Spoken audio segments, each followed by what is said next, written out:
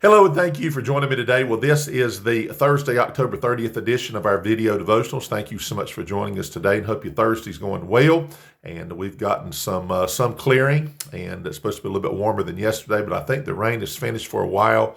And but we had some needed rain, and it definitely cooled down quite a bit. But it is the end of October. It is fall, so I guess we expect that, don't we? All right, so we're going to be in Luke chapter 9 today. We're going to look at verses 18 through 21. Find that if it is your custom. We're going to jump into it quickly today. Appreciate everybody who watches these videos. Thank you for your comments and acknowledgments of watching, anything like that. We appreciate you, and we're going to continue to do it as long as the Lord allows us to do it, okay?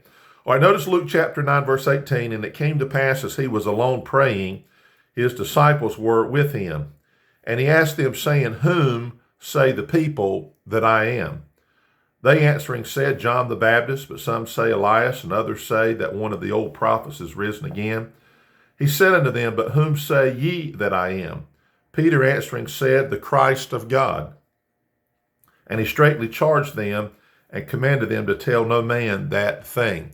So it's a simple concept here today. Of course, the Lord's saying, what are the people saying about me? And they gave the answers. And then he say, But who do you think I am? Who do you think I am? And I think that's a very valid question. I think sometimes the mentality is, and you hear the question sometimes, what do we as independent Baptists believe? Well, first of all, we're an independent Baptist church. We got the title Baptist attributed to our name from an old kind of a derogatory term where there were denominations that would baptize infants and all that sort of thing.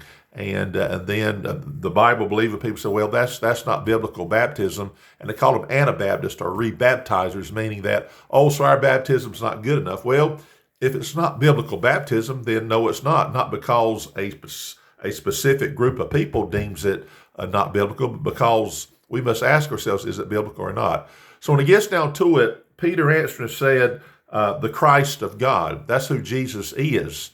And that's, when I use the term biblical, that's the truth, if there ever was the truth.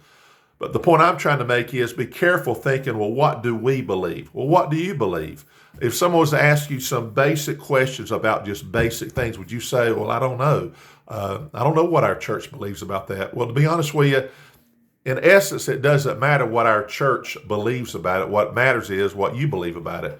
Because when we all stand before God, when you look at it from that standpoint, God's going to ask you, well, what did we get saved? No, he's going to say, did you get saved? Now, of course, he already knows that. But the point is, it is an individual decision. And what we individually believe is important, because what you believe is what you believe. And just aligning yourself up with a group of people called a church or any group and saying, well, here's what, here we believe this. Well, do you actually believe something? And that may sound kind of pointed, but you know what? The Lord was saying, okay, this is what the people are saying, but you're with me. What do you believe? And I think it's important for us to believe the things we believe, obviously, but can you put them into words? Can you tell other people, for example, how you got saved? I think that's an important thing. If you're saved and you can't tell somebody how to be saved, to me, that's problematic. It's like, well, what happened to you? And if you say, well, I got saved, is that just a term we just use and say, well, I got saved, but well, what happened to you? Did you accept Jesus? Yeah, I accept. So you ought to think about that, because one, we need to tell people who Jesus is. We need to tell people about the things of God. And I think especially when it comes to witnessing, we ought to be able to say, well, here's in other words, when you're dealing with somebody, could you honestly say, here's what I believe about this? Or do we believe it because the preacher said it and you're just kind of repeating what he says? Or the church has a statement, and basically just say, well, here's what I think we believe. What do we believe? What do you believe? What do I believe? And I think that's important, because if we're not careful, we just kind of jump into a group, and we don't really know what we believe. And it's important to believe something, obviously. And I think when you believe things and you can put it into words and you can help somebody else believe it, then I think it helps us that much more be confident about the things that we do believe, and certainly a confidence in believing in the Lord Jesus Christ. Well, we're going to stop right there. Lord willing, I'll be back tomorrow on the last day of October, and we'll finish out the month. And thank you for watching.